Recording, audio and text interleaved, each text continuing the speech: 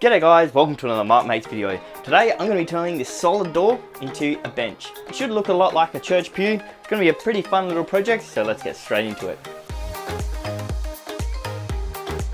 Alrighty guys, I'm going to get set up on some pallets, take off the handle, the seal at the bottom and also the hinges, and I'll run through a little bit about the project and also some helpful tips if you're wanting to build one yourself.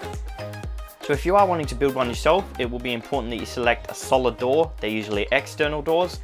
Internal ones are usually hollow and they're not going to be suitable for this project. And this one also has these rectangular shapes that have been routed. These aren't necessary for the project, but it's certainly going to give the end result a lot more character and also an indication of what it used to be.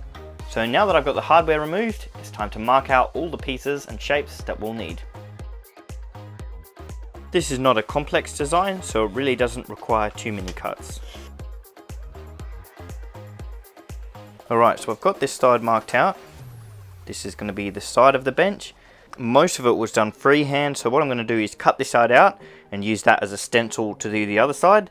And then this half of the door is just a line right down the middle. One's going to be the seat and one is going to be the backrest. So now I'm going to start cutting it all out.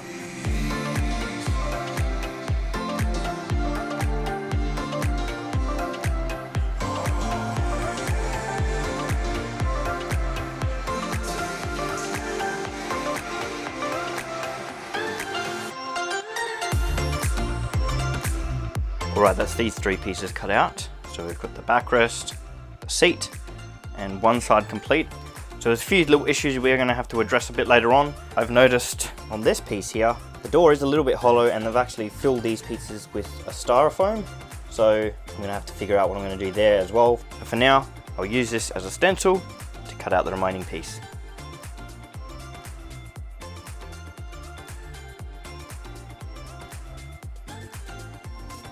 Alrighty, I've cut out all the pieces now, and this is the only bit that's left over. There's a hole there and there's also one up here, so I think I will use part of this to patch those ones, but before I do that, I'm just going to give all four pieces a good sand and we'll go from there.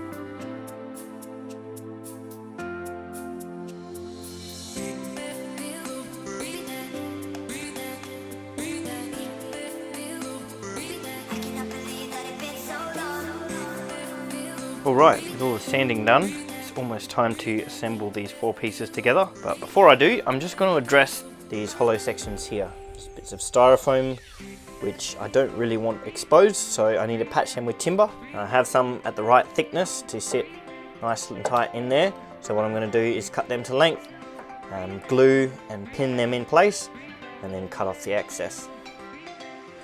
There's also these cores here. But these edges won't be seen, they're going to be fixed to the side, so it's not necessary to patch them. Alright, with all that done, it's now time to start putting it together.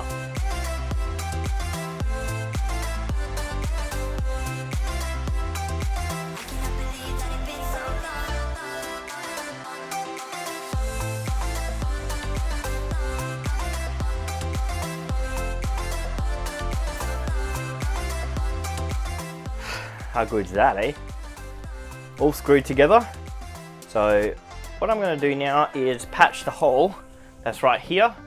This is quite a big one, it does stand up, but I am going to leave the one that's on the side here just as a bit of a nod to what it used to be. I don't want to completely cover up the fact that it used to be a door, and I think it's kind of cool having a little bit of character. But yeah, I will patch this one. Let me know in the comments below what you would have done if you'd done this project, and I guess we'll see at the end.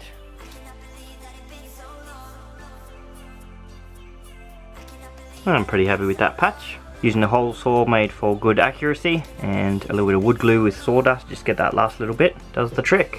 Alrighty, we're getting to the end of the project. All that's left is a stain and sealant. I have this tin left over from another project. It's a Jarrah finish, which should tie in very nicely with the bench. So we'll give the whole thing a once over and see how it looks after that.